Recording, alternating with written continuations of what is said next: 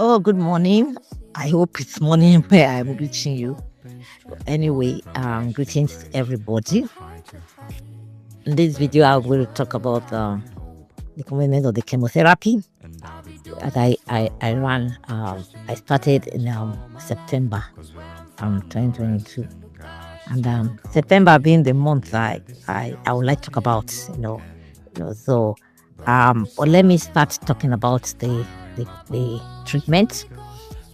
By the time the tumor board sent the plan. Remember, I talked about the tumor board earlier in the previous video. Yeah. So by the time it sent this plan for the chemotherapy, so I had to go back to the clinic and meet with an oncologist. And the plan was for me to run 8 rounds of chemotherapy, divided into 2. The first 4 different medications, next 4 different medications. And so I had to go to some counseling, doctors, the nurses. I went to that counseling and in preparation for what I was going to go through. And in the course of that, I had to choose to, use a chest pot, because I kind of found out that the medication, can be, really, really very strong in terms of hurting my vein. And for me, my veins are very difficult to come by. It really takes I don't know, it takes a lot, just to find the vein, to use, even just for a blood sample, or even for an IV, medication. It's very difficult for me. So I didn't want to go through that every time I have to do this. And then there was this option of a chest pot, which I had to purchase, and then went through the procedures and all that.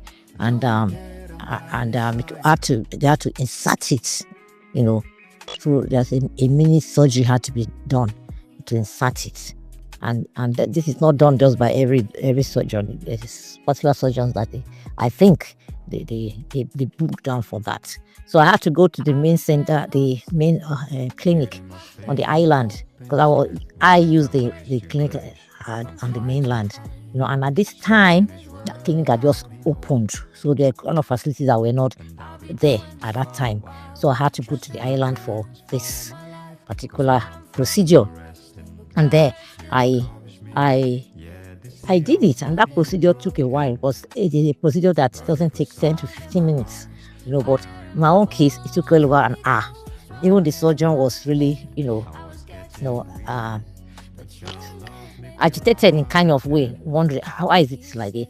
And most of the time he was always hitting me, madam, madam, are you there, madam, are you there, that kind of a thing, so I now got that alert that this thing that this man is doing, maybe it can go another way.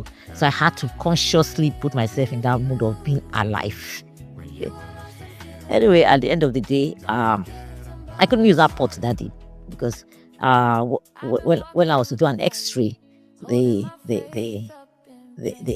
hospital's staff had closed, and so I had to go out of the hospital to do that X-ray. By the time I did the X-ray and I go back to the hospital, the surgeon had left, and so there was no way to confirm it, so I couldn't use it. And then it was late already that night, so we decided, okay, we are going to stay over. So we had to stay over, but to God be the glory. The oncologists from the other center came, passing by, and found out what's happening here and all that. So, and he just said that he was going to look for a good vein for me to start that treatment, and which he did. Just his first search and his first prick, he got it. I was excited because I was like, this thing that this man. So I was able to take that the first dose of the chemotherapy, and that was how it lasted late into the night, because it was actually late in the night that this commenced. And after that, I just rested a while, and by morning we had to leave the hospital, get home, and on getting home, you know, um, there was a day to my own birthday. I told you September now. September is a very it's a celebration month for me and my family because we have birthdays, anniversaries, and anniversary. My birthday, my husband's, my daughter's birthday, and our wedding anniversary falls that month of September. And so I got home, that morning to continue my resting. And well, I had visitors even before I left for the hospital. My daughter-in-law came all the way from Abuja, bringing my grandson. Because if you remember when I told you started this story, my grandson was born. Just at the time when all these things started. So I couldn't even, go attend to him or visit at all. So they brought him. That was a good one. They brought him, and it all fell around this birthday thing. And I was excited. So I was home with a lot of people. Some people visited that day and all that. So, and I had a good eve of my birthday. And the next day was my birthday. And my people celebrate birthdays in our house. They celebrated me and all that. And I just decided to just rest. And it was a Sunday. So I decided to rest. I wasn't going to go to church, but others would go to church. My daughter-in-law would stay back. So I just said, let me rest a bit. And there was this knock on our gate, and I was wondering, who is knocking at this time of the day? Anyway, I just said, whoever, I think they will attend to the person or people. And I just rested. Wait for me to be hearing some voices, familiar voices. They're my sons. I said, okay, you ready? Yes, so yeah, it's in Lagos. Okay, maybe they just came to wish me a baby and all that. Ogwemudia, that's my son in Abuja. What happened? Nobody told me he was coming. I was just a pleasant surprise for me that day, and I was also very emotional. I was like, you told me you're not going to have time to come and all that. That's why you sent your family ahead of you, ahead. So it was really surprising. They later went to church and then came back, and we had a good time. We had a great time. And some friends were around as well.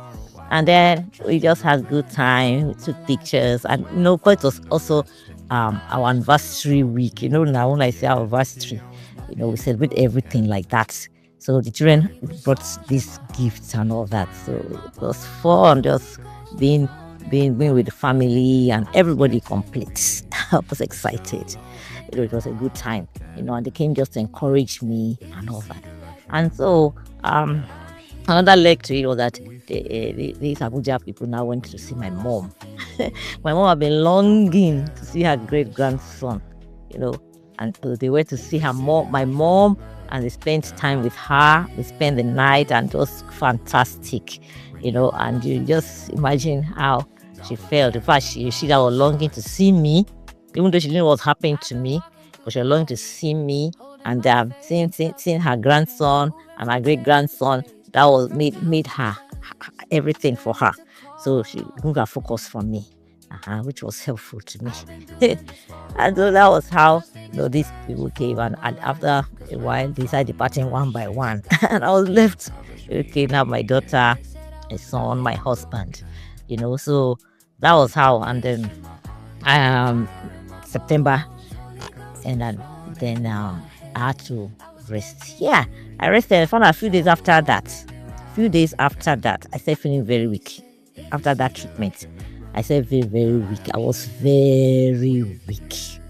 I was so weak. 90% of my time on the daily basis was on the bed. I was so weak that I couldn't do many things. And also I was advised that I shouldn't eat for the first 5 days or so after taking that medication. I shouldn't eat vegetables, fruits as well, So I was wondering what I will eat. So it wasn't a very comfortable time for me because I was now trying to adjust, to this new way of life. At that time, I had to adjust. It wasn't easy for me at that point in time.